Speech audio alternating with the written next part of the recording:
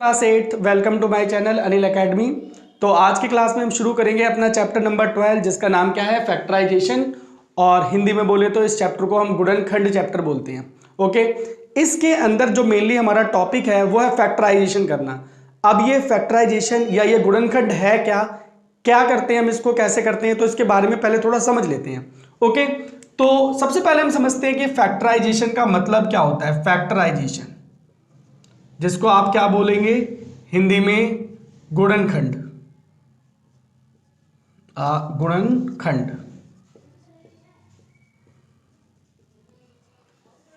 अब देखो मैंने एक नंबर लिखा 10, क्या लिखा मैंने 10, एक नेचुरल नंबर प्राकृतिक संख्या है 10 लिखा। मैं इस 10 को ऐसे लिख सकता हूं 2 × 5, 2 5 = 10। यहां पे 2 और जो 5 हैं वो हमारे 10 के क्या हैं, फैक्टर हैं। तो मतलब हमने 10 को लिख दिया 2 × 5, तो ये 10 का क्या हो गया, फैक्टराइजेशन हो गया। ऐसे ही अगर मैं लिख दूं 15, तो हम इसको क्या लिख सकते हैं 3 × 5। तो 15 के ये 3 × 5 में जो हमने लिखे हैं ये क्या हो गया, फैक्टराइजेशन हो गया, ये इसके गुणनखंड हो गए। ओके, और कर लो, अगर हम 20 लिख रहे हैं तो 20 को क्या लिख सकते हैं 2 × 2 × 4। तो 20 के अगर हम फैक्टराइजेशन की बात करें तो क्या हो गया 20 का फैक्टराइजेशन 2 × 2 × में, यहां पे गलती हो गई हमारी 5, तो ये 2 × 2 × 5, तो ये हमारी क्या हो गई, ये इसकी फैक्टराइजेशन हो गई। तो ये हो गया हमारे पास जो नेचुरल नंबर हो गए, प्राकृतिक संख्या हो गई, उसके फैक्टराइजेशन। अब अगर हम मान लो मेरे पास है 3x, तो इसे, ये हमारा एक एल्जेब्रिक एक्सप्रेशन है जिसको हम बीजीय व्यंजक बोलते हैं। तो इसको क्या लिख सकते हो आप 3 × x लिख सकते हो। तो आपने 3x के भी क्या कर दिए, फैक्टराइजेशन कर दिए। 3 × x लिख दिया तो इस 3x के फैक्टर क्या हो गए 3 और x हो गया। ऐसे ही अगर मैं 10x² लिख देता हूं तो आप 10x को पहले 10 को तोड़ो तो 2 × 5, और ये x² है तो उसको लिख सकते हो x × x।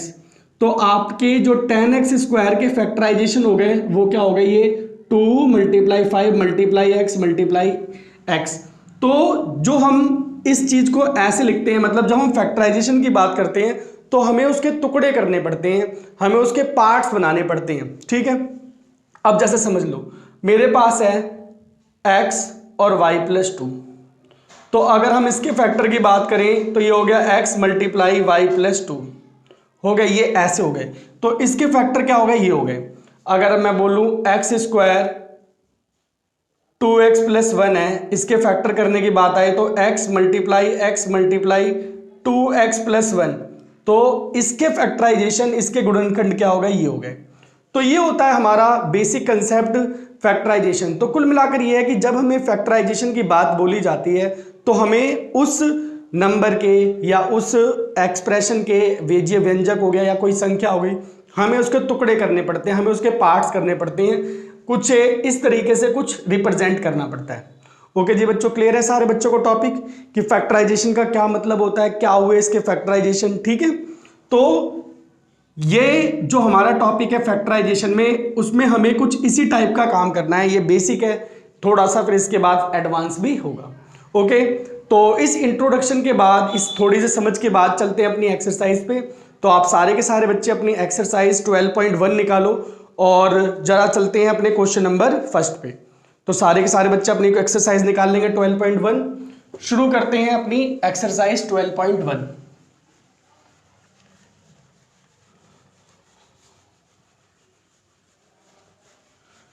तो अगर हम अपनी एक्सरसाइज पे चले तो हमारा जो पहला क्वेश्चन है इसमें हमसे बोल रहा है find common factor of given terms. हमें यहाँ पे क्वेश्चन नंबर 1 में 8 पार्ट्स दिए हुए हैं, 8 क्वेश्चन दिए हुए हैं। हमें इन सबके कॉमन फैक्टर, जिनको हिंदी में बोला जाता है सार्व गुणनखंड, क्या करने हैं, निकालने हैं, ज्ञात करने हैं। तो जरा करते हैं। ठीक है, तो आपके पास एक्सरसाइज 12.1 और इसका क्वेश्चन नंबर 1 जिसमें हमें क्या फाइंड करनी है, कॉमन फैक्टर। हमें सभी सवालों में कॉमन फैक्टर्स निकालने हैं, हिंदी में इनको बोला जाता है सार्व गुणनखंड। तो शुरू करते हैं, सारे बच्चे ध्यान से सीखेंगे। सबसे पहला वाला क्वेश्चन, हमारे पास 12x है और 36 है। क्या है, 12x और 36। हमें इसके कॉमन फैक्टर निकालने हैं। तो देखो कैसे करेंगे आप इसे। सबसे पहले 12x की फैक्टराइजेशन करो, जैसा मैंने अभी आपको सिखाया था। तो इसके लिए आप ऐसे भी फैक्टराइजेशन निकाल सकते हो 12 के, अगर आप डायरेक्ट नहीं निकाल पाओ। 2 से किया 6, फिर 2 से कर दिया 3 और 3 से कर दिया 1। तो आप 12 को क्या लिख सकते हो, 2 × 3 × x। ठीक है, 36 की बात आई, लो जी 36 के आप यहां पे कर दो। 2 से किया 18, फिर 2 से किया 9, 3 से कर दिया 3, फिर 3 से कर दिया 1। तो 36 को हम क्या लिख सकते हैं, 2 × 3 × 3। डन। अब बात आती है कॉमन फैक्टर की। कॉमन फैक्टर्स, सार्व गुणनखंड। तो आप इसमें देखो कि दोनों में क्या कॉमन आ रहा है। देखो दोनों में 2 आ रहा है, तो ये आपने 2 लिख दिया। एक और 2 आ रहा है, तो आपने एक और 2 लिख दिया। एक 3 भी आ रहा है, तो एक आपने 3 भी लिख दिया। अब इसमें x है, यहाँ पे 3 है, अब कुछ भी कॉमन नहीं है। अब इसी को आप मल्टीप्लाई कर दो, 2 × 2 = 4 और 4 × 3 = 12। तो इनका जो कॉमन फैक्टर हो गया वो क्या हो गया हमारा, 12। क्लियर हुई बात? नहीं क्लियर हुई तो चलो सेकंड पे चलते हैं। सेकंड में हमारे पास है 2y और 22y, 22xy। सेकंड क्वेश्चन, चलो जी करते हैं। तो 2y का तो बहुत ही सिंपल है, क्या कर दोगे, 2 × में y। क्लियर हो गया? अच्छा जी, 22y को कैसे करोगे, 2 फिर मल्टीप्लाई 11, उसके बाद 22xy है, तो फिर x और उसके बाद y। ठीक है। अब इसमें अगर हम कॉमन फैक्टर की बात करें, कॉमन फैक्टर सार्व गुणनखंड की अगर हम बात करें, तो देखो दोनों में क्या क्या आ रहा है। देखो दोनों में 2 आ रहा है, तो 2 हो गया, और इसमें भी y आ रहा है और इसमें भी y आ रहा है, तो y क्या हो गया आपका, 2y। तो 2y और 22xy का जो कॉमन फैक्टर हो गया हमारा क्या हो गया, 2y। सार गुणनखंड क्या हो गया, 2y। सारे बच्चों को धीरे धीरे कुछ क्लियर हो रहा है? ओके, आगे बढ़े तो चलते हैं अब थर्ड वाले पे। थर्ड में हमें दिया हुआ है 14pq और 28p² और q²। आप धीरे धीरे तो लेवल बढ़ाएगा ही ना। आपने जो मैंने आपको बताया, जो हमने सीखा है, आपने बिल्कुल भी उससे अलग नहीं चलना, बिल्कुल ऐसे चलना है। चलो 14pq के पहले निकालते हैं। तो 2 × 7 = 14 होता है, तो 14 को लिख दोगे 2 × 7 और फिर p और इंटू q भी लिख दोगे। अब 28p² और q² की बात करते हैं। तो 28, तो 2 × 2 × 7, देखो 2 × 2 = 4 और 4 × 7 = 28। अब ये क्या है, p² है, तो लो p को आपने 2 बार लिखना है, और ये q² है, तो q को भी आपने 2 बार लिखना है। अब जल्दी से देखो जो दोनों में कॉमन है, जो दोनों में आ रहा है, सार्व गुणनखंड। तो जल्दी से देख के बताओ क्या क्या रहा है दोनों में। देखो दोनों में 2 आ गया, दोनों में 7 आ गया, दोनों में p भी आ रहा है और दोनों में q भी आ रहा है। 2 × 7 = 14 और इनको p q, तो ये हो गया हमारा, इन दोनों का कॉमन फैक्टर क्या हो गया, 14pq। अब क्लियर हुआ? एक और चलते हैं सवाल नंबर 4 पे। तो 4 में हमें दिया हुआ है 2x, 3x² और 4। तो 3 दे दिए, 2 के तो सीख लिए, 3 में भी कोई दिक्कत नहीं है, बिल्कुल ऐसे ही करना है। पहला काम, पहले 2x को लिख दो, तो क्या लिख दोगे, 2 × x, काम हो गया। 3x² को लिख दो, 3 × x, और 4 का लिख दो, 4 का क्या हो गया, 2 × 2। अब ध्यान देना जरा, कॉमन फैक्टर सार्व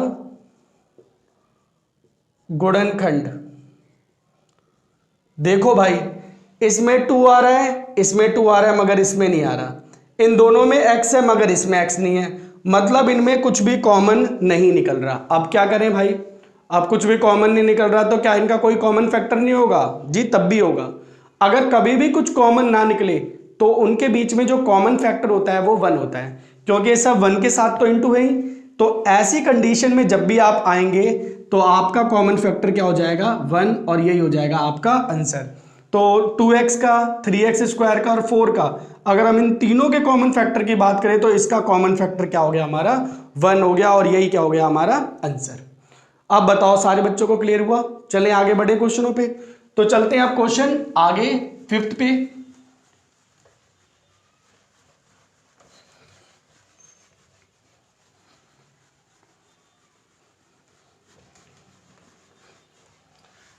तो पार्ट 5th, तो जरा 5th पार्ट पे चलते हैं। 5th पार्ट में हमें दिया हुआ है 6abc 24ab square 12a square b। तो 3 में भी कोई दिक्कत नहीं है। पहले हम 6abc के फैक्टर करते हैं। तो 6 को क्या लिख सकते हैं हम 2 3 जा 6 और a b और c। अगर हम 24ab स्क्वायर की बात करें तो पहले 24 की बात करते हैं। तो 24 की आप फैक्टराइजेशन कर लो। यहां पर 2 से कर दिया तो 12, फिर 2 से कर दिया 6, फिर 2 से कर दिया 3। तो 2 multiply 2 multiply 2 multiply 3 multiply a और b स्क्वायर है तो b को 2 बार लिख दिया। इसको मिटा देते हैं। चलते हैं 12a स्क्वायर b पे। तो 12 को लिख सकते हैं 2 मल्टीप्लाई 2 मल्टीप्लाई 3, 2 2 जा 4 और 4 3 जा 12। a पे स्क्वायर है तो a को 2 बार लिख दो और b हमारा 1। अब हमें इन तीनों में देखना है कॉमन फैक्टर। कॉमन फैक्टर सार्व गुणनखंड। तो देखो जो तीनों में कॉमन हो, देखो तीनों में 2 आ रहा है, तीनों में 3 भी आ रहा है, सभी में a भी आ रहा है और b भी आ रहा है। बाकी तो कुछ भी कॉमन नहीं है। 2 3 जा 6 और ab। तो 6abc का 24ab स्क्वायर का 12a स्क्वायर b का इनका कॉमन फैक्टर क्या हो गया 6ab। मतलब 6ab वो चीज है जो तीनों के अंदर आ रही है। ठीक है, अब चलते हैं अपने क्वेश्चन नंबर 6 पे। 6th पार्ट पे चलते हैं। 6th पार्ट में हमारे पास है 16x की 3 minus 4x square 32x। Same काम 16x की 3 को 2 मल्टीप्लाई 2 मल्टीप्लाई 2 मल्टीप्लाई 2, 2 2 जा 4, 4 2 जा 8 और 8 2 जा 16, x multiply x multiply x। Minus 4x square को कैसे लिख सकते हो माइनस 2, माइनस को पहले लिख दो, 4 को 2 इंटू 2 और x मल्टीप्लाई x। और 32x को क्या लिख सकते हैं 2 मल्टीप्लाई 2 मल्टीप्लाई 2 मल्टीप्लाई 2 मल्टीप्लाई 2, 2 2 जा 4, 4 2 जा 8, 8 2 जा 16 और 16 2 जा 32 मल्टीप्लाई x। अब जल्दी से देखो सब में कॉमन फैक्टर क्या है सार्व गुणनखंड जो सभी में आएगा। 1 2 सभी के अंदर 2 आ गया, ऐसे ही सभी में एक और 2 आ गया, बस 2 ही 2 आ रहे हैं। सभी में x है मल्टीप्लाई x। तो 2 2 जा 4 और क्या हो गया x। तो इन सभी का कॉमन फैक्टर क्या हो गया x हो गया, 4x हो गया। देखो यहां पे मैं आपको एक और चीज बताऊंगा, हमें हर बार जरूरी नहीं है कि हम ऐसे डायरेक्ट करें। देखो अब जैसे इस सवाल की बात करें 16 जो है वो भी 4 के टेबल में आता है और 32 भी क्या है 4 के टेबल में आता है। तो देखो 4 के टेबल में सब कुछ आते हैं तो हमारा देखो 4 कॉमन आ गया। यहाँ पे पावर 3x, x की क्यूब है, x की स्क्वायर है और x है। इनमें मिनिमम क्या है x, देखो सभी में x आ रहा है। तो अगर हम चाहें तो डायरेक्ट भी लिख सकते हैं, क्योंकि जितना डायरेक्ट आप करना सीखेंगे उतना ही ज्यादा आपको और ज्यादा इंप्रूवमेंट होगी। तो इसीलिए आप चाहें तो डायरेक्ट भी कर सकते हैं। Okay clear. तो ये थे हमारे 5th और 6th क्वेश्चन। चलते हैं आगे पार्ट 7th पे। तो 7th पार्ट पे अगर हम आते हैं तो हमारे पास है कॉमन फैक्टर निकालने के लिए 10 PQ 20 PR और 20 QR सॉरी और 30 RP। ओके, अब देखो यहां पे मैं आपको डायरेक्ट करना सिखाता हूं। अगर हम डायरेक्ट निकालें तो आप डायरेक्ट कैसे निकालोगे? कॉमन फैक्टर, सार्व गुणनखंड। तो पहले डायरेक्ट भी देख लो। देखो 10 है और 10 के टेबल में 20 भी आता है और 10 के टेबल में 30 भी आता है। इसका मतलब 10 आपका कॉमन आ गया। इसमें क्या है? PQ है, इसमें क्या है? QR है और इसमें क्या है? RP है। मगर तीनों में ये कॉमन नहीं है, तो आपका कॉमन फैक्टर क्या हो जाएगा? 10, और यही हो जाएगा आपका आंसर। अब जिनको ऐसे ना समझ में आया हो तो वो भाई अपने वही नॉर्मल मेथड से चले। तो 10 PQ को क्या लिख सकते हैं हम? 2 इंटू में 5 P इंटू Q। 20 QR को क्या लिख सकते हैं हम? 2 multiply 2 multiply 5 Q multiply R। और 30 RP को क्या लिख सकते हैं? 2 multiply 3 multiply 5 R multiply P। अब आप खुद ही देखो कॉमन फैक्टर, सार्व गुणनखंड जो सभी में आ रहा हो। तो देखो 2 सभी में आ रहा है तो आपका 2 हो गया। देखो 5 सभी में आया, 5 हो गया। अब तो कुछ भी कॉमन नहीं आ रहा, तीनों में देखना है। तो 2 5 जा 10। तो डायरेक्ट भी, और ये हमारा बिल्कुल प्रोसेस है। तो डायरेक्ट अगर आप सीख सके तो डायरेक्ट भी करना है, और डायरेक्ट से ही ज्यादा बढ़िया रहेगा। अब चलते हैं आखिरी वाले पार्ट पे, ठीक है। तो ये है 3x स्क्वायर y की 3, 10x की क्यूब y स्क्वायर और 6x square y square z। अगर इसमें हम डायरेक्ट की बात करें, इसमें बिल्कुल ऐसी, तो जरा देखो, ट्राई करो, बाकी सभी बच्चे ट्राई करो जरा। कॉमन फैक्टर, सार्व गुणनखंड। तो अगर हम डायरेक्ट की बात करते हैं तो नंबर की बात कर लेते हैं। देखो 3 है, मगर 10 तो 3 के टेबल में नहीं आता और 6 3 के टेबल में आता है, लेकिन हमें तीनों में कॉमन देखना है। तो इसका मतलब कोई नंबर नहीं आ रहा। अब देखो यहां पे x की कितना है? 2 है। यहां पे कितनी x की पावर 3 है, तो 2 तो इसमें भी है और यहां पर भी 2 है। तो इन सभी में x की 2 कॉमन हो जाएगा। अब देखो y की 3 है, y की 2 है और यहां पे y की 2 है। तो इनमें देखो y की 2 मिनिमम है, तो y की 2 इसका मतलब क्या हो गया? सब में कॉमन हो गया। बाकी z किसी में नहीं है, तो हमारा आंसर क्या होगा? इसका कॉमन फैक्टर x की 2 और y की 2। अब अगर डिटेल में करना है तो यहां पे देखो डिटेल में 3x स्क्वायर y की 3, तो ये हो गया 3 multiply x multiply x multiply y multiply y multiply y। अब 10x की 3 y की 2 को कैसे लिखोगे आप? 2 multiply 5 x multiply x multiply x multiply y multiply y और 6x square y square z, इसको कैसे लिखोगे? 2 multiply 3 x multiply x multiply y multiply y multiply z। अब कॉमन फैक्टर जो सभी में आ रहे हो जरा नोटिस करो, देखो जल्दी से। सार्व गुणनखंड,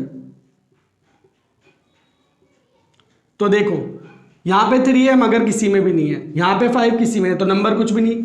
ये देखो 2x इसमें भी आ रही है, 2x इसमें भी आ रही है, 2x इसमें भी आ रही है, तो x मल्टीप्लाई x। देखो 2y यहां पर भी है, 2y यहां पर भी है, 2y यहां पर भी है, तो y मल्टीप्लाई y। तो x into x x square और y into y y square, और यही हो गया हमारा कॉमन फैक्टर। तो आप अगर चाहें तो डायरेक्ट भी कर सकते हैं, अगर आप चाहें नॉर्मल तरीके से करना तो आप नॉर्मल भी कर सकते हैं। ओके जी बच्चों, क्लियर? तो ये था आपका एक्सरसाइज 12.1 का पहला क्वेश्चन। आज के क्लास में हम यहीं तक इसी क्वेश्चन को करेंगे।